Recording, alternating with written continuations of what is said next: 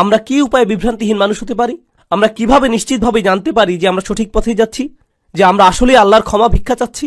আর একদিকে আপনারা যদি শুধু এই ধরনের আয়াতই পড়েন, তবে আপনি পুরোপুরি বিষণ্ণগ্রস্ত হয়ে যাবেন যে যাই করি না কেন কিছুই যায় আসে না।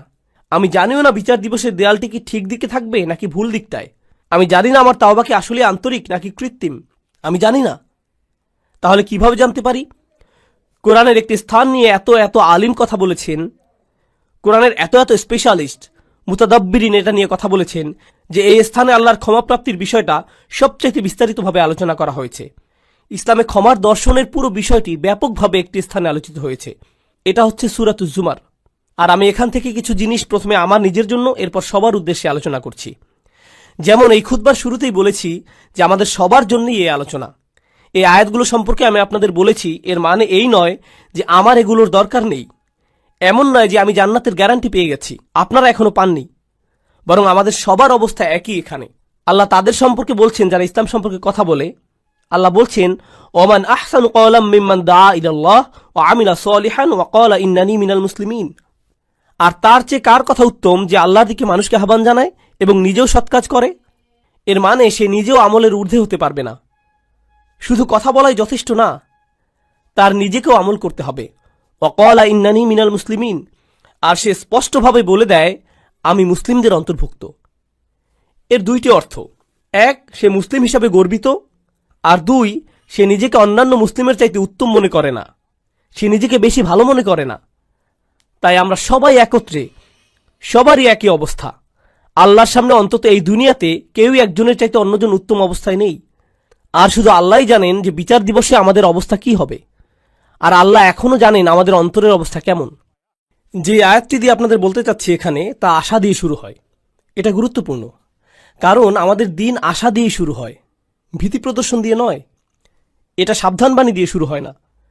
যদিও আমার খুতবা তাই দিয়ে শুরু হয়েছিল, কারণ আপনাদের অনেকেই ছোটবেলা থেকে সবচেয়ে বেশি যেটা শুনে বড় হয়েছিলেন তা হচ্ছে ইসলাম ভয় প্রদর্শন দ্বারা পূর্ণ। আমাদের দিনে অনেক ভয় দেখানো হয়েছে, এটা করলে আল্লাহ তোমাকে ধরবে। বাচ্চাকাল থেকে বাবা মা এটা বলে আসছে, তুমি হারাম কিছু করলে আল্লাহ তোমাকে অনেক শাস্তি দেবেন, এই ধরনের শাস্তি, জাহান্নামে ওই ধরনের শাস্তি, এই শাস্তি। এগুলো কোত্থেকে শুরু হয়? কুল। নবীজিকে বলতে বলা হচ্ছে কুল, ওদেরকে বলে দিন। এই কুলটি গুরুত্বপূর্ণ, কারণ মুসলিমদের জন্য তখন আশার বাণী তাদের রাসূলের মুখ থেকেই শোনা জরুরি ছিল সাল্লাল্লাহু আলাইহি সাল্লাম। আর এই সুন্নতের ধারাবাহিকতা রক্ষায় আমরা এই আশা কিন্তু শুধু কিতাব থেকেই পাই না, বরং যারা রাসূল সাল্লাল্লাহু আলাইহি সাল্লামের উত্তরাধিকার বহন করেন তাদের কাছ থেকেও আশা পাই। এই লিগাসি বহনকারী হিসাবে আপনি আমি, আমাদের উচিত ছিল অন্যদের আশার বাণী শোনানো।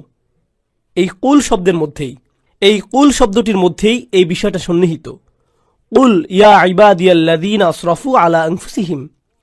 তাদেরকে বলে দিন, আমার বান্দারা, আমার দাস, আমার বান্দা যারা নিজেদের বিরুদ্ধে চলে গিয়েছ। আরবিতে ইসরাফ মানে সীমা অতিক্রম করা, উচিতের বাইরে চলে যাওয়া। যদি আপনি বেশি খেয়ে খাবার গলা পর্যন্ত চলে এসেছে এমন অবস্থা হয়, তাহলে আপনি খাদ্য গ্রহণে ইসরাফ করেছেন, বেশি খেয়ে ফেলেছেন। যেখানে বেশি খরচ করা উচিত নয় সেখানে অতিরিক্ত খরচ করে ফেললে আপনি খরচে ইসরাফ করেছেন। প্রতিশোধ নিতে গিয়ে কারো উপরে চরের বিপরীতে যদি 10 গুণ চর দিয়ে বসেন, তাহলে আপনি প্রতিশোধ গ্রহণে ইসরাফ করলেন। ইসরাফ মানে বাড়াবাড়ি করে ফেলা। আল্লাহ বলছেন, আমার বান্দারা যারা নিজেদের বিরুদ্ধে বাড়াবাড়ি করে ফেলেছ, তারা অনেক ক্ষেত্রে যা করার তার চাইতে বেশি করে ফেলেছে। কিন্তু আল্লাহ বলেননি ইসরাফ কোন ক্ষেত্রে, সম্পদের ইসরাফ নাকি কথাবার্তার ইসরাফ নাকি গাফলতির ইসরাফ।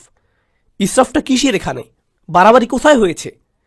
আল্লাহ এটা নির্দিষ্ট করেননি, কারণ আমরা অনেক কিছুতেই বাড়াবাড়ি করি। আপনি অতিরিক্ত অলস হতে পারেন, আপনি বাড়াবাড়িভাবে রাগী হতে পারেন, আপনি অতিরিক্ত লোভী হতে পারেন, আপনি অনেক কিছুতেই বাড়াবাড়ি করতে পারেন, অনেক কিছুতে অতিরিক্ত করতে পারেন। আর আল্লাহ বলছেন, তোমরা যেই বাড়াবাড়ি করে ফেলেছ নিজেদের বিরুদ্ধে, এটা আরেকটা জিনিস। আল্লাহ কিন্তু বলতে পারতেন, ইয়া ইবাদিয়াল্লাযীনা আযলামু, যারা পাপ করেছ, যারা ইরতাকাবু সাইয়্যাতু, পাপ কাজ সংগ্রহ করেছ। না, বরং বললেন আসরাফু আলা আনফুসিহিম। এটা কি ইঙ্গিত দিচ্ছে? ইসরাফ হয় যখন কেউ নিজের জন্য বেশি বেশি চায়, আর নিজের জন্য বেশি চাবার কারণে আপনি ভাবছেন এটার ফলে আপনি বেশি কিছু পাবেন। আর আল্লাহ এই আয়াতের বাস্তবতা বলছেন, তিনি বললেন আসরাফু আলা আনফুসিহিম, তিনি লি আনফুসিহিম বলেননি, তিনি বলেছেন, তোমরা নিজেদের বিরুদ্ধে বাড়াবাড়ি করেছ, নিজের জন্য করনি। তুমি ভাবছিলে তুমি গিয়ে সীমা অতিক্রম করেছ, কারণ এতে তোমার জন্য কিছু থাকবে। কিন্তু বাস্তবতা হলো, প্রত্যেকবার এমনটা করার সময় এটা তোমার বিরুদ্ধেই গিয়েছে। আলা আনফুসিহিম লা তাকনাতু মির রহমাতিল্লাহ। তুমি যদি এটা মেনে নাও, আর আমিও যদি মেনে নেই যে আমরা কিছু জিনিস বাড়াবাড়ি করেছি, কিছু জিনিসের সীমা অতিক্রম করেছি, তাহলে আল্লাহ বলছেন, কোনোভাবেই আশাহত হইও না। এটা হলো সিদ্দাতুল ইয়াইস আল কুনুত। সিদ্দাতুল ইয়াইস, প্রচণ্ড হতাশা, খুবই বিষণ্ণতা। এখানে কি শিখতে পারছি? গুনাহ, মন্দ কাজ, এগুলো আমাদেরকে হতাশ করে দেয়। তারা এমন অনুভূতি আনে যে আল্লাহ তো আর আমাকে ক্ষমা করবেন না, আমার অবস্থা তো খুব খারাপ, তাই না? ক্ষমা চাবার অর্থটাই বা আর কি? আমি কি করছি জানেন? আমি কি কি কাজ করি সেগুলো জানেন? আপনি না জানলেই ভালো ভাই, আমি খুবই খারাপ। আর এই সময় ভাবছেন, এই সময় এসে ক্ষমা চাবার মানেটাই বাকি। আর আল্লাহ জানেন এই চিন্তাগুলো ওসব মন্দ কাজের থেকে উৎপন্ন হয়। আবার কেউ বলে, ক্ষমা চাও নিয়ে আমি আর ভাবতে পারবো না।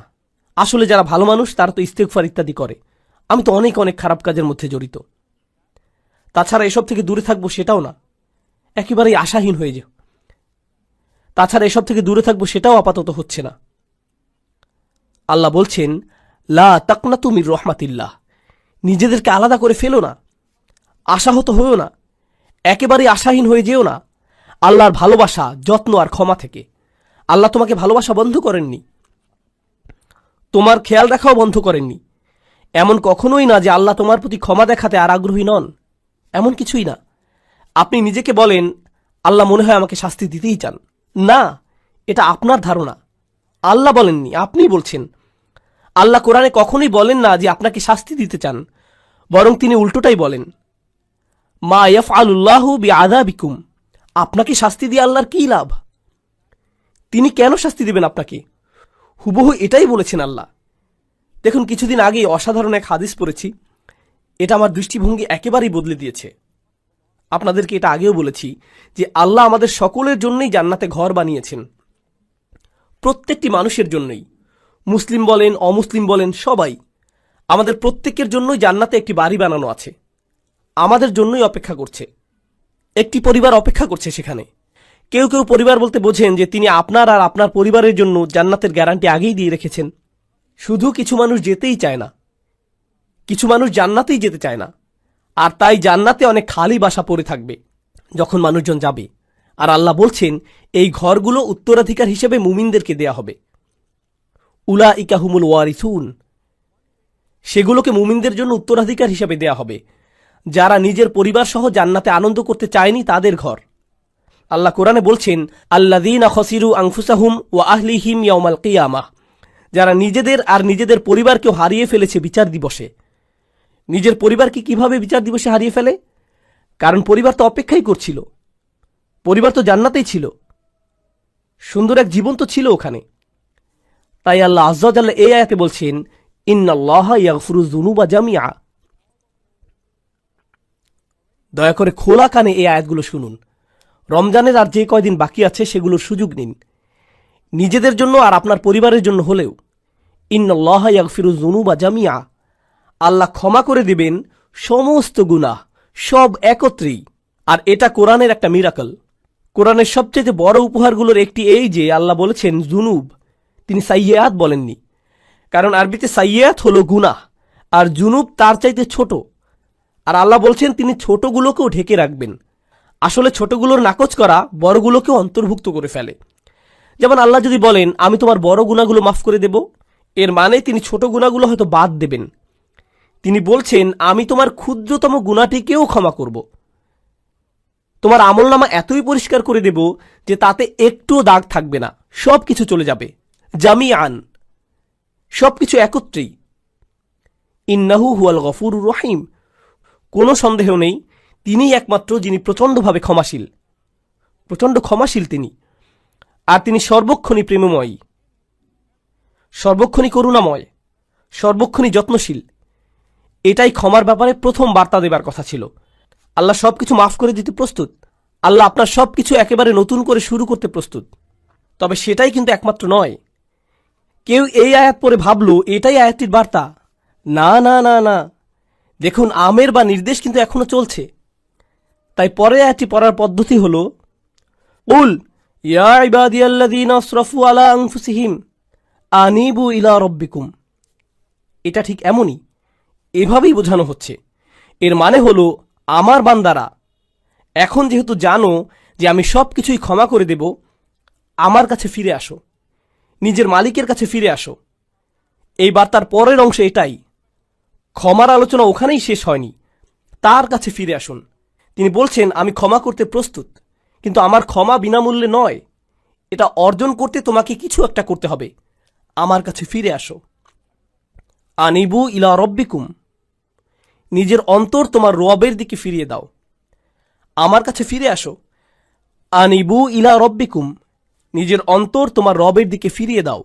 দেখুন, আরবিতে তওবা আক্ষরিকভাবেও হতে পারে। আল্লাহর দিকে অন্তর ফিরে আসা তওবা হয়, আবার শারীরিকভাবে ফিরে আসাকেও তওবা বলা যেতে পারে। ইনাবা শুধু অন্তরের জন্য। আরবিতে ইনাবা ব্যবহৃত হয় যখন অন্তর আল্লাহর দিকে ফিরে আসে। তাই আল্লাহ বলছেন, তোমার অন্তর কোথায়? কি নিয়ে ব্যস্ত তুমি? কি নিয়ে বিভ্রান্ত তুমি? তোমার মালিকের কাছে ফিরে যাও, তিনি ক্ষমা করতে প্রস্তুত। ওয়াসলিমুলাহু, এরপর তিনি বলছেন, যেহেতু তোমার অন্তর আমাকে দিয়েছ, এখন তোমার সত্তাকেও আমার প্রতি সমর্পণ করো। ইসলামে থাকো, নিজেকে সমর্পণ করো, মান্য করতে প্রস্তুত হও। ওয়া আসলিমুলাহু মিন ক্বাবলু আন ইয়াতিয়াকুমুল আযাব সুম্মা লা তুনসারুন। শাস্তি আসার পূর্বেই, এরপর আর সাহায্যপ্রাপ্ত হবে না। এখন আল্লাহ শাস্তির কথা বলেছেন। এমন না যে আয়াতে শাস্তির কথা নেই, আছে। কিন্তু শুরু হয়েছে কি দিয়ে? শুরু হয়েছে উৎসাহ দিয়ে, যে দেখো আমি সব ক্ষমা করতে প্রস্তুত, কোনো শাস্তিই তোমাকে দেয়া হবে না। তুমি যদি চাও তবে আমার কাছে ফিরে আসো, নিজেকে আমার কাছে সমর্পণ করে দেওয়া উচিত তোমার। আর তাড়াতাড়ি করো এটা। এমন ভেবো না যে অনেক সময় হাতে আছে। এমন লোকদের অন্তর্ভুক্ত হয়েও না বিচার দিবসে যাদেরকে বলা হবে তারা বাস্তুম, ভেবেছিলে তোমাদের হাতে অনেক সময় যে দেরি করলেও হবে, তাই না? এটা যেন ফি মানাতা আখারতুম, তুমি বিলম্ব করেছিলে, অনেক সময় আছে আরো, থাকুক, বাদ দাও। এই ধরনের কথাবার্তা, এমন ধরনের লোক হবে না। আল্লাহ বলছেন শুরু করে দাও, মিন কবলি। এই মিনকে বলে মিনা তাজিল, শাস্তি আসার ঠিক আগে আগে। আমি বলছি শাস্তি হতে কিন্তু দেরি নেই, কাছেই। বিচার দিবসের কথা বললে অনেকে মনে করেন বিচার দিবস অনেক দেরি, তাই না? ইন্নাহুম ইয়ারাউনাহুম বাঈদা, তারা মনে করে ওটা হতে অনেক দেরি। অনারাহু করিবা, আল্লাহ বলছেন আমরা দেখেছি যে এটা শীঘ্রই। কিন্তু আমাদের প্রত্যেকে আমরা কখন যাব? আমরা কি ঈদের দিন আদৌ দেখতে পাবো? কে জানে? কে জানে আমরা কবে যাব? কে জানে মৃত্যুর ফেরেশতার কাছে আল্লাহ কি লিখে দিয়েছেন? আমরা পার্কিং লট পর্যন্তও কি যেতে পারবো? কে জানে? আমরা কেউ জানি না। আর আমাদের মৃত্যু হলেই মান মাতা ফাকাদ কামা কিয়ামাহু, যে চলে যায়, যেই মারা যায় তার কেয়ামত শুরু হয়ে যায়। আপনার কেয়ামতের জন্য ইয়ামুল কেয়ামা, পুনরুত্থান দিবসের জন্য অপেক্ষা করতে হবে না। 1 সেকেন্ডেরই ব্যাপার এটা। আর ফেরেশতা যখন চলে আসবেন তিনি বলবেন না, ও সরি, আপনার 5টা একটা মিটিং আছে না, তাহলে পরে আসছি। এমনটা কিন্তু হবে না। যখন যাবার সময় চলে আসবে, যেতেই হবে, কোনো দেরি হবে না। তাই আল্লাহ বলছেন আর দেরি করো না, নিজের অন্তরকে আমার দিকে ফিরিয়ে আনতে আর সমর্পণ করতে বিলম্ব করো না। ওয়া আনিবু ইলা রাব্বিকুম ওয়া আসলিমু লাহু। তাছাড়া আমাদের দিনের সৌন্দর্যটা দেখুন। কেউ যদি খুতবাতে বসে বসে সিদ্ধান্ত নেয় যে সে আল্লাহর দিকে ফিরে আসবে, সে এখনো কিন্তু কিছুই করেনি। সে কিন্তু এখনো তার জীবনধারা সম্পর্কিত কিছুই বদলায়নি। সে এখনো তার আয়ের উৎস নিয়েও কিছু করেনি, কিংবা তার আচরণেও পরিবর্তন আসেনি। সে শুধু অন্তরে নিয়ত করেছে যে সে ভিন্ন মানুষ হয়ে যাবে। আর সে বের হয়ে যাবার সময়, কিংবা সে তার পরিবারের সাথে দেখা করার আগেই আল্লাহ হয়তো তার জীবন নেবার সিদ্ধান্ত নিলেন। সে ক্ষমা পেয়ে যাবে। সে তো পরিষ্কার, সে আল্লাহর দিকে ফিরে এসেছিল, এটাই যথেষ্ট। সুবহানাল্লাহ। আমি একজন লোককে চিনতাম নিউ ইয়র্কের এক মসজিদে, বেশ বড় মসজিদ, ম্যানহাটনের 96 স্ট্রিট, সেখানকার সবচেয়ে বড় মসজিদ। আর এটার সামনেই বিশাল বড় একটা অ্যাপার্টমেন্ট কমপ্লেক্স। সেখানে এক হিন্দু লোক বাস করত। মসজিদটাও সেখানে যুগ যুগ যাবৎ ছিল। সে প্রতিদিন সেই দিক দিয়ে যেত আর শুনত, কারণ তারা মাইকে আজান দিত। তো তিনি আজান শুনতেন, সবসময় সেটা শুনতে পেতেন। 96 বছর বয়স। মসজিদে এসে বললেন, আমি মুসলিম হতে প্রস্তুত। 96 বছর বয়স। শাহাদা পাঠ করলেন। 2 দিন পর মারা গেলেন। 96 বছরের শিরক, 96 বছরের গাফলা, এরপর তিনি আল্লাহর কাছে ফিরে এলেন, সেটাই যথেষ্ট হয়ে গেল। সব পাপ মুছে ফেলা হলো, সকল মন্দ কাজকে ভালো কাজে পরিণত করে ফেলা হলো তার জন্য। ইন্না লিল্লাহি ওয়া ইন্না ইলাইহি রাজিউন। এটাই আল্লাহর দয়া, কারো প্রতি এটাই আল্লাহর ভালোবাসা যে চলে যাবার পূর্বেই আল্লাহ তাদের ফিরে আসতে দেন। ওয়া আনিবু ইলা রাব্বিকুম, এটা শুধু অমুসলিমদের প্রতি আহ্বান নয়, আমাদের জন্যও। আমাদেরও আল্লাহর কাছে ফিরতে হবে। এমন মনে করবেন না যে আমি শুধু খুব আধুনিকতাবাদী লিবারেলদের উদ্দেশ্যে কথাগুলো বলছি, এখানকার ধার্মিকদের উদ্দেশ্যে বলছি না, হিজাব সহ বোন কিংবা দাড়িওয়ালা সেই ভাইটির উদ্দেশ্যে না, না না না, সবার উদ্দেশ্যেই বলছি। আল্লাহ কিন্তু বিচার দিবসে আমাদের চেহারা দেখবেন না, আল্লাহ দেখবেন আমাদের অন্তরে কি আছে। আমাদের দেখতে কিছু করতে বেশি ধার্মিক ধার্মিক মনে হয়, তার মানে এই নয় যে আমরা অন্যের চাইতে ভালো অবস্থানে আছি, এটা শুধু আল্লাহই ভালো জানেন। ওয়া আসলিমু লাহু মিন ক্বাবলু আন ইয়াতিয়াকুমুল আযাব সুম্মা লা তুনসারুন। অত্তাবিউ, আদেশ এখনো চলছে। তোমাদের মধ্যে যারা পাপী, অত্তাবিউ আহসানা মা উনজিলা ইলাইকুম মির রাব্বিকুম। কি যে সুন্দর! আল্লাহ বলছেন, তোমাদের যা দেয়া হয়েছে তার সর্বোত্তমটি অনুসরণ করো, তোমাদের প্রতি নাজিলকৃতর মধ্যে সর্বোত্তমটি। এর অর্থ কি হয়? এর অর্থ হলো কোরআন। এর আগেই ওহী নাজিল হয়েছিল, কিন্তু মানুষের প্রতি নাজিলকৃত সর্বোত্তমটি হলো আল্লাহর এই কিতাব। আর কোনো কিছুই এর চাইতে উত্তম নয়। তোমরা কেন এর অনুসরণ করছো না? আল্লাহ এই আয়াতে আমাদের বলছেন, যারা তার দিকে ফিরে আসতে চায়, তার দিকে ফিরে আসার রাস্তাটি হলো তার কিতাবের অনুসরণ করা। আর না বুঝে কোনো মানচিত্র তো আপনি অনুসরণ করতে পারবেন না। আপনি দিক না চিনলে মানচিত্র কিভাবে অনুসরণ করবেন? আপনার আমার এই কিতাবের সাথে সরাসরি সম্পর্ক করা দরকার। যদি আপনি এই কিতাবটিকে উপেক্ষা করে চলছেন, তবে এই আয়াত আপনার জন্য। আপনি আমি যদি ক্ষমা চাই, তবে এই কোরআনের সাথে সরাসরি সম্পর্ক করতে হবে। এটা পড়ুন, কি বলতে চাচ্ছে সেটা বোঝার চেষ্টা করুন, আন্তরিকতার সাথে আল্লাহর কাছে দোয়া করুন, হে আল্লাহ, এই কিতাব বুঝতে আমাদেরকে সাহায্য করুন। আমি অনুবাদ পড়ছি, কিছুই বুঝছি না, আমাকে এর ব্যাখ্যা বুঝতে সাহায্য করুন। আপনি কি বলতে চাচ্ছেন আমাকে বলুন। ইয়া আল্লাহ, আরবি শিখা আমার জন্য সহজ করে দিন, যেন আমি আপনার কিতাবের সাথে সম্পর্ক করতে পারি। আল্লাহ আপনার জন্য সহজ করে দিবেন।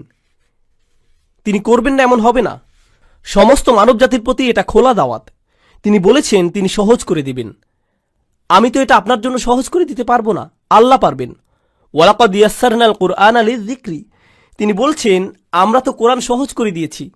তিনি বলেননি লিল আরব, তিনি শুধু আরবদের জন্য সহজ করে দেননি, বরং পুরো মানব জাতির জন্য সহজ করেছেন। এটাই তার ওয়াদা। তাই তাকে কিছু আন্তরিকতা দেখান, নিজের পক্ষ থেকে কিছু প্রেরণা দেখান যে আপনি প্রস্তুত, যে আমিও ফিরে যেতে চাই। আপনি দেখতে পাবেন দরজা তার থেকেই খুলে আসছে। অত্তাবিউ আহসানা মা উনজিলা ইলাইক মির রাব্বিকুম, যা পাঠানো হয়েছে তার সর্বোত্তম অনুসরণ করো। অর্থাৎ এই কিতাবের চাইতে উত্তম বার্তা, উত্তম উপদেশ তো কখনোই তোমরা পেতে পারতে না। কোন মুসলিমের এই কিতাবের সাথে সরাসরি সম্পর্ক থাকা মানে উপদেশ পাবার জন্য সবসময় কেউ না কেউ থাকা, তার অন্তরকে শান্ত করার জন্য কেউ না কেউ সবসময় আছে। আপনি কোরআনের যে কোনো পৃষ্ঠা খুলে পড়া শুরু করুন, শান্তি আর সুখ পাবেন। আপনি খুশুখুজুর সাথে সালাত আদায় করুন আর আল্লাহর কথাগুলো তিলাওয়াত করুন, এমন সমাধান পেয়ে যাবেন যেটা কল্পনাও করেননি। আল্লাহর কথার মাধ্যমেই সেটা চলে আসবে আপনার কাছে। কোরআন অসীম, সর্বক্ষণ প্রাসঙ্গিক। এটা এমন একটা কিতাব যেটা সর্বকালে উপযুক্ত, আক্ষরিকভাবেই। কলেজে থাকতে আমি এক বন্ধুর সাথে এই এক্সপেরিমেন্ট করেছিলাম। তাকে বললাম, বন্ধু, সবাই তো বলে কোরআন হেদায়েত, চলো একটা এক্সপেরিমেন্ট করি। প্রত্যেকবার আমাদের কোনো সমস্যা হলেই চলো কোরআনের কোনো একটা পৃষ্ঠা খুলে পড়া শুরু করি, দেখি কোনো সমাধান পাই কিনা। আমরা এমন 2-3 মাস যাবৎ করলাম, আর সুবহানাল্লাহ, আমরা প্রতিদিন মেলাতাম। আমি এটা পেয়েছি, এই সমস্যা হয়েছিল, আর এই আয়াত পেয়েছি, আর আমি এটা খুঁজছিলামও না, শুধু কোরআন পড়ছিলাম, আর সেটা চলে এলো। এটাই আমার জন্য আল্লাহর সমাধান। দেখলেন, আমার জন্য আল্লাহর উপদেশ এটা। সুবহানাল্লাহ, কি অসাধারণ ব্যাপার! এমনই তো হবার কথা ছিল। আমাদেরকে দেয়ার এর চাইতে উত্তম আর সুন্দর জিনিস আর কি হতে পারে, তাই না? এরপর আল্লাহ বলছেন, অত্তাবিউ আহসানা মা উনজিলা ইলাইক মির রাব্বিকুম মিন ক্বাবলি আন ইয়াতিয়াকুমুল আযাবু বাগতাতান ওয়া আনতুম লা তাশউরুন। শাস্তি তোমার উপর আসার আগেই, হঠাৎ করে, তুমি কিছু বোঝার আগেই। অন্য কথায়, যারা আল্লাহর কথাগুলো জানে এরপরেও আল্লাহর দিকে ফিরে আসার চিন্তা করে না, তাদের শাস্তি তো আসবেই। কারণ আল্লাহ তো তাদের রাস্তা দেখিয়েছেন, দেখো আমি তোমাদেরকে ক্ষমা করতে চাই, এই যে নাও কিতাব, নাও এটা। আপনি যদি না নেন তবে আল্লাহকে এরপর দোষ দিতে পারবেন না। তাই পরের আয়াতগুলো হলো যাদের ক্ষমা নিয়ে ভুল ধারণা আছে তাদের সম্পর্কে। এটাই হলো ক্ষমার আসল বুঝ। এই রাস্তাতেই আপনার যাবার কথা। আল্লাহ ক্ষমা করতে প্রস্তুত আছেন যদি আপনি পিছনে ফিরে আপনার বাড়াবাড়ির জীবন, গুনাহের জীবন ছেড়ে চলে আসতে চান তার কাছে। আর যদি ওহির মধ্যে সর্বোত্তম ওহির অনুসরণ করতে চান, যদি তা করতে চান, তাহলে ক্ষমার দরজা খোলা আছে। তবে আপনি আশায় পরিপূর্ণ থাকবার কথা। আল্লাহ আমাদের সবাইকে ক্ষমার যোগ্য বানিয়ে দিন। এরপর অন্যদিকে যখন হঠাৎ করে শাস্তি চলে আসে, আচ্ছা দেখুন, এগুলো সবকিছুই কিন্তু বহু বচনে ছিল, আয়াতটি ছিল বহু বচনে। এর মানে কি জানেন? যে পুরো সমাজকে বলা হচ্ছে যেন ঠিক হয়ে যায়, যে আমাদের একে অন্যকে আল্লাহর নিকটবর্তী হবার ব্যাপারে উৎসাহ দেবার কথা, আমাদের একে অপরকে পেছনে ফেলে আসার কথা না। কিন্তু একটি দিন আসছে, যখন সেই দিন আসবে কোনো সমাজ তখন থাকবে না। আমরা সবাই সেদিন একা হব, সবাই বলবো নাফসি নাফসি, আমি নিজে আমি নিজে। সেদিন কোনো একত্রিত পরিবার থাকবে না। দেখুন, আমরা পরিবার সহ বেড়াতে যাই, সবাই মিলে একত্রে গাড়িতে উঠি, সবাই একসাথে যাই, কিন্তু সেই সফরে সবাই একাই ভ্রমণ করবে। আপনি আপনার পরিবারের সাথে থাকবেন না, এমনটা আর হবে না। আর সেই দিনে এখন আয়াতগুলো সব এক বচনে। তাই সে বলছে, আন তাকুলা নাফসুন ইয়া হাসরাতা আলা মা ফাররাততা ফি জামবিল্লাহ ওয়া ইন কুনতু লামিনাস সাখিরিন। এই আয়াতগুলো এতটাই প্রাসঙ্গিক, আল্লাহে আমি অনেক ইমেইল পাই যাদের এমন কোনো সমস্যা, আমি তো অবাক। ১,৫০০ বছর পরেও সমস্যাগুলো বদলে যায়নি। সেদিন এমন লোকও থাকবে যারা বলবে, হে আল্লাহ, ইয়া হাসরাতা শেষের আটি ইয়াতেও রূপান্তরিত হতে পারল না, কারণ ইয়া মুচকি হাসির কাছাকাছি। লোকটি তার কারাহা, তার হুজুনের জন্য ইয়া উচ্চারণ করতে পারছে না। হায় হায়, কি অনুশোচনা আমার, এ কি করে ফেললাম আমি। এমনটাই সে বলছে, ইয়া হাসরাতা আলা মা ফাররাততু ফি জামবিল্লাহ, যে আমার থেকে যা আশা করা হয়েছিল তার চাইতে অনেক কম করে ফেলেছি। আল্লাহর উপস্থিতিতেই, আল্লাহর সান্নিধ্যেই। আপনাদেরকে বুঝিয়ে বলার চেষ্টা করছি এখানে কি বলছে। আল্লাহ শুরুতে বলেছিলেন, তোমরা শুধু বাড়াবাড়ি করো, তোমরা সীমা অতিক্রম করো শুধু, আর শুধুমাত্র সেসব জিনিসই তোমরা ছাড়াছাড়ি করো যেগুলো আল্লাহ চান যে তোমরা করো। এটাকে বলে তাফরিদ, প্রত্যাশা থেকে কম করা। আর ওই লোকটি, আয় হায়, আমি প্রত্যাশা থেকে কম করে ফেলেছি, ঠিক আল্লাহর সংস্রবে থেকেই। আর আল্লাহর সংস্রব মানে কি? ফি জামবিল্লাহ। কুরআন বলছে ওয়াসাহিবিহি বিল জাম্ব, যে আপনার পাশেই বসে আছে। জাম্ব মানে আল্লাহর ঠিক সাথেই।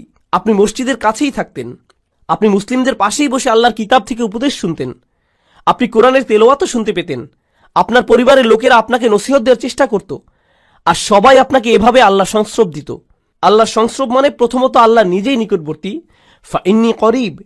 দ্বিতীয়ত যারা আপনাকে আল্লাহর স্মরণ করিয়ে দিত তাদেরকে দূরে ঠেলে দিতেন। আরে যা করছি যাও তো, আরে যা করছি করতে দাও তো, আমি কি করব তোমাকে বলতে হবে না, উপদেশ দেওয়া বন্ধ করো, আমার দরকার নেই উপদেশের, আমি ঠিক আছি, ভালোই আছি, আমার বাণী শোনার দরকার নেই এখন।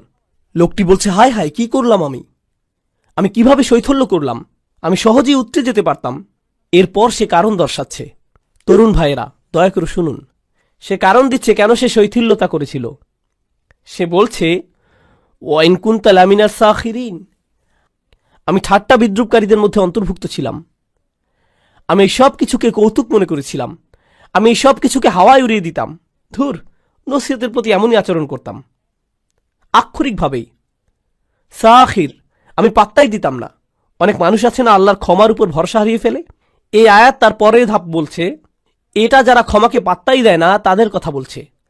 তারা মনে করে এইসব মজা। কিসের জন্য ক্ষমা? ও বিচার দিবস, আচ্ছা, এটাকে তারা গুরুত্বই দিত না। এখন এই লোক বিচার দিবসে দাঁড়িয়ে চিৎকার করছে, হে আল্লাহ, কিভাবে আমি এটাকে পাত্তা না দিয়ে থাকলাম, এটাকে কেন কৌতুক মনে করলাম। এরপর দ্বিতীয় ধরনের লোক, আও তাকুলা লাউ আন্নাল্লাহ হাদানি, দ্বিতীয় ধরনের লোক বলছে, ইস, যদি আল্লাহ আমাকে হেদায়েত দিতেন। এটা আল্লাহর দোষ। তিনি যদি আমাকে হেদায়েত দিতেন তাহলে লাকুনতা মিনাল মুত্তাকিন, তাহলে আমি মুত্তাকিদের অন্তর্ভুক্ত হতাম। আল্লাহ সিদ্ধান্ত নিয়েছিলেন যে আমি বিদ্রুপকারী হব। আল্লাহরই সিদ্ধান্ত যে আমি নামাজ পড়িনি। আল্লাহ ঠিক করেছিলেন যে আমি অলস থাকব। তিনি ঠিক করেছিলেন আমি বদরাগী হব। এটা তো আমার দোষ না, এটা আল্লাহর দোষ। এটাও সে বিচার দিবসে বলছে। সে এই দুনিয়াতে মিথ্যুক ছিল, আখিরাতেও মিথ্যুক। তুমি আল্লাহর উপরে চাপিয়ে দিচ্ছ। হ্যাঁ, যেন সব দোষ তারই, যেন তারই সব দোষ, যেন তোমার কোনোই দোষ নেই। সুবহানাল্লাহ, এটা তো অন্য কারোর জন্য করো না। কেউ রাস্তায় তোমাকে আটকে দিল, আল্লাহর দোষ। এই লোক, সে তো গাড়ি চালাতেই জানে না, দেখে চালাতে পারে না, তাকে ফাইন করা উচিত। তাকে কেন দোষ দিচ্ছ? নিজেকে তো দোষ দাও না, তাই না? আপনি কোনো গ্রোসারি দোকানে গেলেন, ক্যাশ রেজিস্টারে গিয়ে টাকা পরিশোধ করছেন। এখন সেই লোক টাকা ফেরত দিল না, 10 টাকা ফেরত পাবেন আপনি, সেটা সে দিল না। এই যে আমার 10 টাকা কই? সে বলল এটা তো আল্লাহর দোষ, আল্লাহ ঠিক করেছেন আপনি টাকাটা পাবেন না। কি বলছেন আপনি? আমার 10 টাকা ফেরত দিন। অন্য মানুষদের কাজে তাদেরকে দোষ দিতে আপনি ঠিকই জানেন, কিন্তু যখন নিজের বিষয় আসে তখন বলেন না না না, আল্লাহ সিদ্ধান্ত করেছেন যে আমি মন্দ কাজ করব। আসলেই মুনাফিক। এভাবেই চলবেন আপনি? এই অজুহাতের পেছনেই লুকাবেন আপনি? এই কথা বিচার দিবসেও বলছেন? আমি তো মুত্তাকিই হতাম যদি আল্লাহ হেদায়েত দিতেন। তিনি আমার গোমরাহির সিদ্ধান্ত নিয়েছেন, পুরোটাই আমার তাকদীর। আও তাকুল হিনা তারাল আযাব লাউ আন্না লি কাররাতান। এরপর যখন সে শাস্তি দেখতে পেল, বলল আচ্ছা আচ্ছা আচ্ছা ঠিক আছে, আসলে আমারই দোষ, আমি মানছি। যখন সে শাস্তি দেখতে পেল, আমাকে আরেকটি সুযোগ দিন। লাউ আন্না লি কাররাতান, যদি আমি আরেকটি সুযোগ পাই, ফা আকুনা মিনাল মুহসিনিন, আমি তবে শুধু মুসলিম না, শুধু মুমিন না, আমি মুহসিনিনদের অন্তর্ভুক্ত হয়ে যাব। মুহসিনের সংজ্ঞা কি? আল্লাহর ইবাদত করা যেন তাকে দেখতে পাচ্ছেন। এখন আল্লাহ শাস্তি দেখার পর সে বলছে আমি আল্লাহর ইবাদত করব যেন শাস্তি দেখতে পাচ্ছি, আমার ইহসান থাকবে, আমি প্রস্তুত। ইয়া আল্লাহ, আমাকে একবার ফেরত পাঠান, আমি খুব ভালো হয়ে যাব, আমি বদলাতে একদম রাজি আছি, শুধু একটা সুযোগ দিন, আপনি তো আর রহমান, আমাকে তো সুযোগ দিবেন। এই ধরনের কথাগুলো মানুষেরা বলবে, এসব অজুহাত তারা দেবে, কারণ ক্ষমা পাওয়ার মানে কি তারা বুঝতেই পারেনি। আর আল্লাহ তাদের কি উত্তর দেবেন? খুতবা শেষ করতে করতে বলছি, বালা, না না না, বরং উল্টো। প্রথম যেই লোকটি বলেছিল ইয়া আল্লাহ আমার শৈথল্য হয়ে গিয়েছে, আমি দুঃখিত, না, আপনার দুঃখিত হওয়াতে কিছু যায় আসে না। দ্বিতীয় লোকটি যে বলল যদি আল্লাহ আমাকে হিদায়াত দিতেন তবে আমি ঠিক থাকতাম, আল্লাহ বলছেন এই যুক্তি এখানে চলবে না। বালা, ইয়া আল্লাহ আমাকে আরেকটি সুযোগ দিন, এবার ঠিকই ভালো হয়ে যাব, সত্যি বলছি, এবার সব কিছু ঠিকঠাক মতো করব, খুবই গুরুত্ব সহকারে করব, আর ঠাট্টার পাত্র বানাবো না এবার। আল্লাহ বলছেন না, সেই সময় শেষ। আমি তোমাকে বার্তা পাঠিয়েছিলাম যে আমি সব মাফ করে দিব, কিন্তু তুমি পাত্তা দাওনি, তুমি ছুঁড়ে ফেলেছিলে, সেই আমন্ত্রণে থুতু দিয়েছিলে, তুমি এটাকে কৌতুক ভেবেছিলে, সেটা তোমার দোষ, সব তোমার দোষ। আল্লাহ বলছেন বালা কদ জাআতকুম আয়াতি, আমার আয়াত এসেছিল তোমার কাছে, আর এটা এক বচনে। এর মানে কি জানেন? ওহী রাসূলুল্লাহ সাল্লাল্লাহু আলাইহি সাল্লামের কাছে এসেছিল, কোরআন তার কাছে এসেছিল, আর তার মাধ্যমে আপনাদের সবার কাছে আলাদা আলাদা করে। আল্লাহ বলছেন জাআতকা আয়াতি, জাআতকা আয়াতি, আমার আয়াত তোমার কাছে এসেছিল, আর তোমার কাছে, আর তোমার কাছে। আর এটা আতাতকা আয়াতিও নয়, বলছে জাআতকা আয়াতি, যা মানে অনেক দূর থেকে আসা। আমি সপ্ত আসমান থেকে কোরআন পাঠিয়েছিলাম, অগণিত ফেরেশতা সহ পাঠিয়েছিলাম আল্লাহর শেষ রসুল সাল্লাল্লাহু আলাইহি সাল্লামের কাছে। তিনি রক্তাক্ত হয়েছিলেন যেন তুমি একদিন কোরআন পড়তে পারো, আমরা যেন কোরআন তেলাওয়াত করতে পারি, এজন্য মানুষ জীবন দিয়েছে, মানুষ জীবন বিকিয়ে দিয়েছে, যেন একদিন মানুষ লা ইলাহা ইল্লাল্লাহ বলতে পারে, যেন একদিন কিতাবটি খুলে ফাতিহা পড়তে পারি। সে আয়াত তোমার কাছে এসেছিল, ফাকাযযাবতা বিহি, আর তুমি ভেবেছিলে এই সবকিছুই মিথ্যে, সেগুলো উপেক্ষা করেছ। অস্তাকবারতা, তুমি অহংকারপূর্ণ ছিলে, আমার বাণীর প্রতি আর আমার কিতাবের প্রতি অহংকার করেছিলে, এত দূর থেকে আসা বার্তাকে উপেক্ষা করার সাহস করেছ তুমি, এটাই তুমি ছিলে না? ওয়াকুনতা মিনাল কাফিরিন, তুমি তো সবসময় কাফির ছিলে। চাইলে এখন আল্লাহর কাছে এসে সারাদিন ধরে কাঁদতে পারো, এটাই হলো ক্ষমার প্রকৃত বুঝ। আল্লাহর আয়াত আমাদের সবার কাছে এসেছে। এই মাসে আমরা ওহী আগমন উদযাপন করি, এই মাসে আমরা বলতে পারি ইয়া আল্লাহ আপনার আয়াত এসেছে আমার কাছে, আমাদের সবার কাছে আপনার আয়াত এসেছে, আর আমরা এগুলোর প্রতি অহংকারী হব না, আমরা এগুলো উপেক্ষা করব না, আমরা গুরুত্ব সহকারে নেব সেগুলো। কোরআনের সাথে আপনার সম্পর্ক এই মাসেই ঠিক করুন, যেন মাস শেষ হবার পরেও সেটা চালিয়ে যেতে পারেন। সেসব মানুষদের অন্তর্ভুক্ত হন। দোয়া করি যেন আমি তাদের মধ্যে হতে পারি, যেন আপনারা তাদের মধ্যে হতে পারেন, যেন আল্লাহ আমাদের জন্য কোরআনের সান্নিধ্যে যাওয়াটা সহজ করে দেন। যত দিন যায় আরও কাছে যেন যেতে পারি, অলসতা যেন আমাদের কখনো ছুতে না পারে। এই উপহার, এই ভালোবাসা কোরআনের প্রতি যা আল্লাহ আমাদেরকে দিয়েছেন, সেটা যেন আমরা সবার কাছে ছড়িয়ে দিতে পারি, সেই দোয়া করছি। এই উপহারের মহত্ব ও গুরুত্ব যেন আমরা আমাদের সন্তানদের মাঝে ছড়িয়ে দিতে পারি, তাদের মধ্যেও যেন এই ভালোবাসা গড়ে ওঠে। আপনার বাচ্চাকে ভিডিও গেম কিনে দিলে কত খুশি হয় খেয়াল করেছেন? তাদের চেহারার আনন্দ লক্ষ্য করেছেন? ঈদ আসছে, তাদেরকে আমরা খেলনা দেব, তখন তাদের চেহারার আনন্দ দেখেন, কত খুশি তারা, কিভাবে চিৎকার করছে। এটাকে আরবিতে ফারাহ বলে। আল্লাহ কোরআন সম্পর্কে বলছেন, ফাবিযালিকা ফালিয়াফরাহু। এই কোরআনের কারণেই তোমাদের উচিত খুশিতে উৎফুল্ল হওয়া। কোথায় সেই খুশি? কোরআন নিয়ে সেই আনন্দ কোথায়? আমাদের কিভাবে নবীজি সাল্লাল্লাহু আলাইহি সাল্লাম বলবেন, ইয়া আহলাল কোরআন, হে কোরআনের মানুষ, কোরআনের লোকজন, সেটা কোথায়? আজকেই ঠিক করার সময়। কালকের জন্য অপেক্ষা করবেন না, আজ রাতের জন্য অপেক্ষা করবেন না। কোরআনের মানুষ হয়ে যান, আল্লাহর নিকটবর্তী হবার মতো মানুষ হয়ে যান, তার ক্ষমা অর্জন করে নিন, তার আমন্ত্রণ গ্রহণ করুন। আল্লাহ যেন আমাদের সবাইকে তার ক্ষমা, তার ভালোবাসা, তার করুণার যোগ্য বানিয়ে দিন। যেন আল্লাহ আজ্জা জাল্লাহ আমাদের সবাইকে, আমাদের সন্তানদেরকে, আমাদের পিতামাতা, আমাদের আত্মীয়দের তার জান্নাতে প্রবেশ করিয়ে দিন। আল্লাহ আজ্জা জাল্লাহ যেন সকল মুসলিমদের সকল ভুল মাফ করে দেন।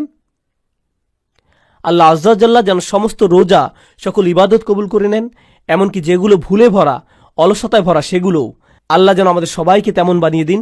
বিচার দিবসে তার ছায়ার নিচে দাঁড়ানোর তৌফিক দিন।